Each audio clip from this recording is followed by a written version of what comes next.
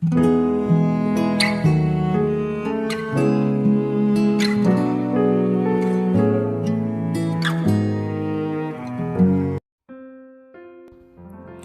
saudara yang kasih Tuhan Yesus, selamat malam dan salam sejahtera bagi saudara semua.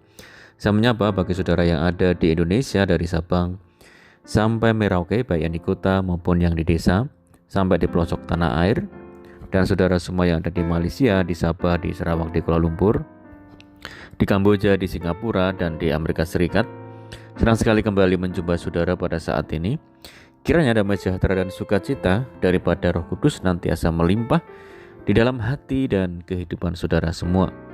Dan kiranya saudara semua dalam keadaan baik dan sehat selalu, puji Tuhan. Selamat datang kembali di Pokok Anggur bersama saya Yosia Krisbianto. Mari saudaraku, sebelum kita bersama-sama merenungkan firman Tuhan, mari kita bersatu di dalam doa.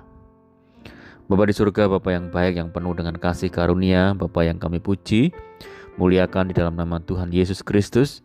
Kami mengucap syukur oleh karena pertolongan dan penyertaan Tuhan di sepanjang hari ini, sehingga kami boleh dimampukan Tuhan untuk melewati hari ini, hari pemberian Tuhan, untuk melakukan tugas dan tanggung jawab kami serta seluruh aktivitas kami.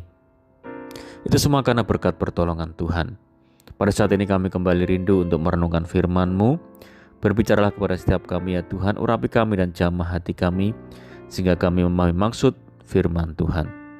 Terima kasih Tuhan, kami siap merenungkan firman-Mu hanya di dalam nama Tuhan Yesus Kristus kami berdoa. Amin. Puji nama Tuhan saudara. Baik, pembacaan firman Tuhan pada saat malam hari ini terambil dari Filipi pasal yang ketiga, ayat yang ke-13 dan yang ke-14. Demikian bunyi firman Tuhan. Saudara-saudara, aku sendiri tidak menganggap bahwa aku telah menangkapnya. Tetapi ini yang kulakukan, aku melupakan apa yang telah di belakangku dan mengarahkan diri kepada apa yang di hadapanku, dan berlari-lari kepada tujuan untuk memperoleh hadiah, yaitu panggilan surgawi dari Allah dalam Kristus Yesus. Puji Tuhan. Saudara yang kasih Tuhan Yesus, hidup adalah sebuah perjalanan. Jalan yang kita pilih akan membawa kita kepada akhir dari perjalanan itu. Perjalanan akan membawa kita sampai kepada suatu tujuan. Jalan yang lurus belum tentu membawa seseorang pada tujuan yang tepat. Di dalam Amsal pasal yang ke-16 ayat yang ke-25 berkata, banyak jalan yang disangka orang lurus tetapi ujungnya menuju maut. Ada jalan yang kelihatannya lurus saudara, tapi akhirnya jalan itu menuju maut. Kerinduan Tuhan supaya kita mengarahkan hidup kepada tujuan yang benar. Setiap orang percaya bertanggung jawab dalam mengarahkan kemudi kehidupan mereka sendiri-sendiri. Mau diarahkan kepada tujuan yang benar atau salah, tergantung pilihan masing-masing. Karena itulah Rasul Paulus berkata, mengarahkan diri dan berlari-lari. Hal ini menunjukkan suatu usaha atau perjuangan ada pada jalan yang benar yang tentu akan membawa kepada tujuan yang benar juga. Harus diingat bahwa kita ini ada memang untuk sebuah tujuan, saudara.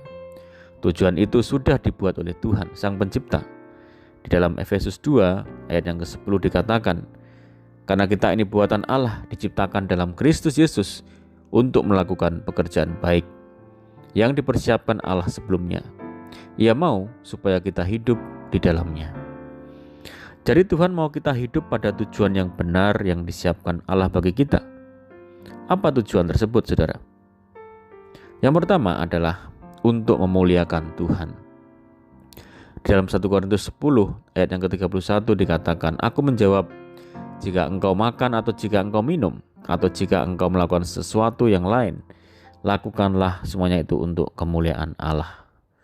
Saudaraku, pelayanan, pekerjaan, materi, keluarga, dan apapun yang kita miliki semuanya harus dipakai untuk memuliakan Tuhan. Bukan untuk kemuliaan dunia atau kemuliaan diri sendiri. Yang kedua adalah berdampak atau menjadi berkat bagi orang lain. Panggilan kita sebagai garam dan terang dunia harus terus nyata sebagai orang percaya. Dunia ini semakin dipenuhi oleh manusia-manusia yang hanya mementingkan diri sendiri, tidak mau memikul beban orang lain. Mereka beranggapan untuk apa memikirkan orang lain sementara diri sendiri juga penuh dengan beban, atau dengan alasan tidak punya sesuatu yang bisa menolong orang lain, dan lain sebagainya. Padahal apapun bisa dipakai Tuhan dari hidup kita untuk memberkati orang-orang yang ada di sekitar kita. Mari kita lihat seorang anak perempuan pelayan istri Naaman memberkati Naaman sehingga mengalami kesembuhan dari kustanya hanya dengan sebuah informasi tentang Nabi Elisa yang dapat menyembuhkan penyakitnya. Yusuf dipenjara menjadi jawaban atas mimpi juru minum dan juru roti Fir'aun yang membingungkan mereka. Jikalau kita mau menjadi berkat Tuhan, Tuhan pasti memfasilitasi kita dengan hal-hal yang mungkin sering kita abaikan. Informasi, nasihat, jalan keluar dari masalah, dan dengan cara-cara yang lainnya. Tujuan yang ketiga adalah menjadi serupa dengan Kristus. Saudaraku, kita harus terus mau dibentuk menjadi pribadi yang semakin serupa dengan Kristus. Kita harus terus berjuang dari anak-anak gampangan menjadi anak-anak perjanjian. Karena itulah Tuhan memakai orang-orang, masa-masa sulit, masalah-masalah untuk memproses kehidupan kita, sehingga semakin hari semakin menyerupai Kristus. Jikalau ketiga hal ini terus menjadi tujuan hidup orang percaya, maka kelak di akhir hidup dapat berkata seperti Rasul Paulus, "Aku telah mengakhiri pertandingan yang baik, aku telah mencapai garis akhir, dan aku telah memelihara iman." Saudara kasih Tuhan Yesus, mari saat ini kita teguhkan hati kita untuk memiliki tujuan hidup yang benar, yaitu selaras dengan panggilan Tuhan untuk memuliakannya sampai garis akhir hidup kita. Amin, puji Tuhan. Mari kita berdoa. Bapa di dalam surga, Bapa di dalam nama Tuhan Yesus, kami bersyukur dan berterima kasih buat firman Tuhan pada saat malam hari ini yang meneguhkan, mengajarkan kepada kami, mengingatkan kepada setiap kami untuk kami dapat memiliki tujuan hidup yang benar.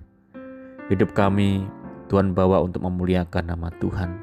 Ajar kami untuk menjadi berkat bagi sesama kami. Ajar kami semakin hari kami boleh semakin serupa dengan Kristus, sehingga hidup kami benar-benar berjalan sesuai dengan kehendak Tuhan. Dan kami percaya saat Tuhan bersama dengan kami akan mengakhiri hidup kami di garis akhir bersama dengan Tuhan. Mampukan kami Tuhan untuk melakukan firman-Mu dengan setia, meteraikan firman-Mu pada saat malam hari ini. Dan saat ini kami rindu berdoa bagi setiap saudara-saudara kami yang mendengar program ini dimanapun mereka berada, baik dalam negeri maupun di luar negeri, di perantauan. Tuhan berkati mereka, Tuhan teguhkan hati mereka untuk senantiasa kuat di dalam Tuhan, mencari Tuhan, mengasihi Tuhan, mengandalkan Tuhan dalam hidup mereka. Tuhan menjamah, menyembuhkan setiap saudara kami yang sakit saat ini di dalam nama Tuhan Yesus Kristus. Tuhan berkati dalam pekerjaan mereka, pendidikan, dalam usaha, keluarga, rumah tangga, dan apapun yang mereka kerjakan lewat tangan-tangan mereka, Tuhan jadikan berhasil. Mohon penyertaan dan penjagaan Tuhan malam ini, pimpin kami, tuntun kami, supaya kami dapat berjalan dalam segala terang firman Tuhan. Berdoa bagi saudara kami yang terikat oleh kuasa kegelapan, dilepaskan, dibebaskan di dalam nama Tuhan Yesus. Tuhan berikan penghiburan bagi setiap saudara kami yang menderita, berikan kekuatan bagi setiap kami yang lemah dan putus asa. Berdoa bagi daerah kami, desa kami, kota kami, Tuhan berkati. Berdoa bagi negeri kami Indonesia, Tuhan pulihkan, Tuhan memberkati negeri kami, Tuhan menjadi negeri yang maju, negara yang diberkati Tuhan. Terima kasih Tuhan, doa kami hanya di dalam nama Tuhan Yesus Kristus kami berdoa. Amin. Puji Tuhan, saudara, kita sudah mendengarkan firman Tuhan, dan saya percaya saudara semua diberkati. Mari tetap bersukacita dalam Tuhan, senantiasa mengandalkan Tuhan. Sampai jumpa di renungan berikutnya. Saya ucapkan selamat malam, selamat beristirahat. Tuhan Yesus memberkati. Haleluya.